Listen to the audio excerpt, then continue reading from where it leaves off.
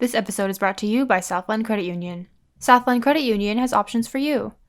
As a student of Long Beach State, you have access to student loans, student loan refinance, free online financial education courses, free checking, and low rates on auto loans. Southland Credit Union is the official credit union of Long Beach State Athletics. Visit beachcu.com for more. Welcome back to Beach Weekly, a podcast created and produced by Long Beach State's student-run newspaper, The Daily 49er.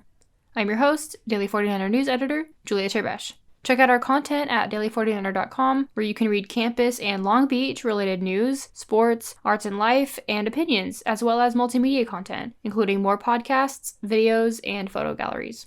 This is the lowdown for all things CSULB. Without any further ado, let's dive into this week's news. We are literally going to have a dance party now, y'all, so please have some joy. Joy is resistance. Joy is love. We need that in our lives. So please, let's dance. After a long, embroiled presidential race, former Vice President Joseph R. Biden has been named President-elect of the United States 5 days post-Election Day. And it is now my great honor to introduce the President-elect of the United States of America, Joe Biden. On the 48th anniversary of his first election to the Senate, Biden cinched his home state of Pennsylvania early Saturday morning, securing his lead in the Electoral College with 290 votes over incumbent President Donald J. Trump, according to the Associated Press. Called by AP around 8:30 a.m. Pacific Time, Biden surpassed the minimum of 290 Electoral College votes to be named the 46th President of the United States. With this nomination, Senator Kamala Harris has made history as the first female and person of color to be named Vice President of the United States. But while I may be the first woman in this office, I will not be the last. Early results Tuesday night put Trump in the lead of both the Electoral College and the popular vote.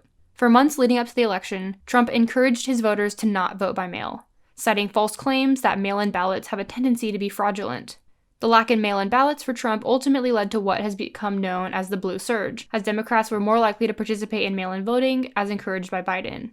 Trump even threatened to take to the Supreme Court with lawsuits against several swing states as soon as his lead in the presidential race began to become less and less prominent. He accused the Democratic Party of tampering with ballot counting, saying, quote, "Our numbers started miraculously getting whittled away," end quote, as more mail-in ballots began to be counted. We want all voting to stop.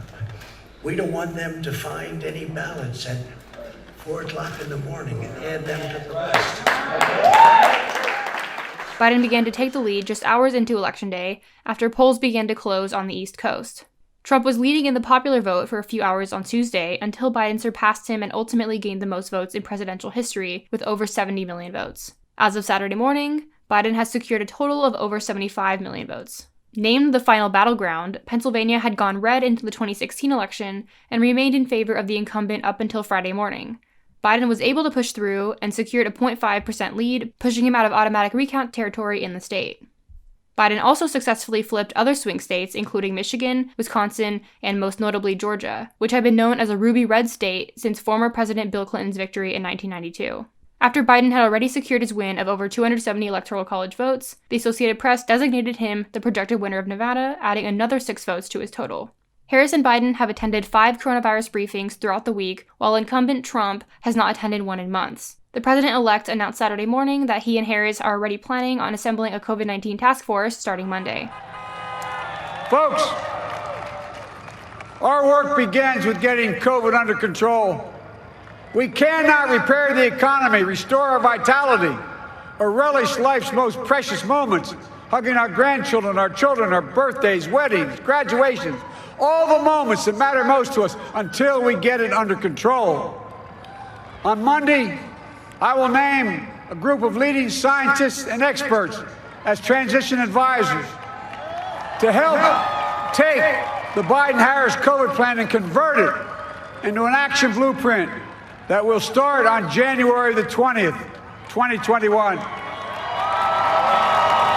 That plan will be built on bedrock science. Trump, meanwhile, continued to spout disinformation regarding voter fraud, resulting in several of his tweets to be flagged for inaccuracy, as well as journalists and political correspondents to clarify to the American public that the current president was making false claims. As of Saturday morning, according to CNN, Trump said he has no plans to concede from office, congratulate Biden on his victory, or invite the president-elect to the White House, a traditional ceremony between entering and exiting presidents.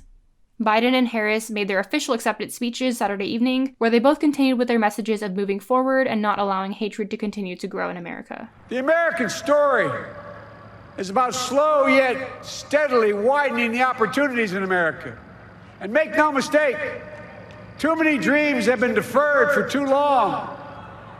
We must make the promise of the country real for everybody, no matter their race, their ethnicity, their faith, their identity, or their disability. Folks, America has always been shaped by inflection points, by moments in time where we've made hard decisions about who we are and what we want to be. Trump's loss in the 2020 election makes him the 10th incumbent president to not be reelected for a second term. Check out our election coverage at daily49er.com, as well as our coverage of election-related rallies this week. That wraps up this week's episode of Beach Weekly. Thank you again to Southland Credit Union for sponsoring this episode. Once again, Southland Credit Union has options for you.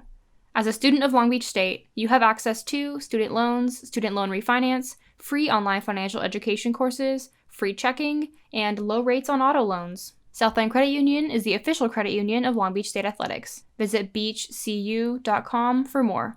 Be sure to check out our latest issue at daily49er.com. I've been your host, Julia. See you next time, and thanks for tuning in.